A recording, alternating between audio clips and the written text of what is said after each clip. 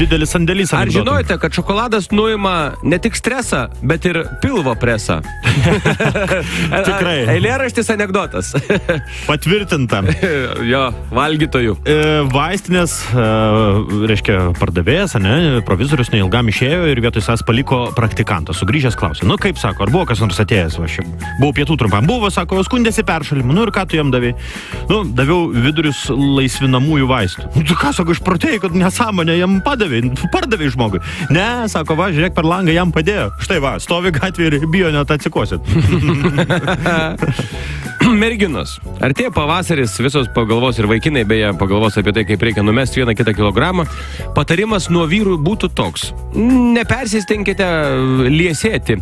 Ir atrodyti reikia taip, kad vyras norėtų jūs suvalgyti, o ne pamaitinti. Geras pastebėjimas. Jei manote, kad rūkimas nekeičia moterų balso, pabandykite nukratyti pelinus ant kilimo. Vyruko klausė, sako, jūs turite kokį nors trūkumų? Nu, sako, masę. Nu, kokių konkrečiai? Sakau, masę, nu. Masę, trūkumą. Labai gerai. Mano visi pavasariniai, matyti, ar tenčia pavasarį nuojauta apie svorį kažkodėl. Kaimynai džiaugiasi, kaimynas sako, džiaugiuosi, nu pagaliau, kad su žmona susitaikė. Nu, tu durtė, sako, gyvenime nesitaikys. Nu, pala. Taigi savaitgalį mačiau, kaip draugiškai, va, abudu stovėjot laukia ir pjovėt, skaldėt malkas, klausyk, išsišiepė.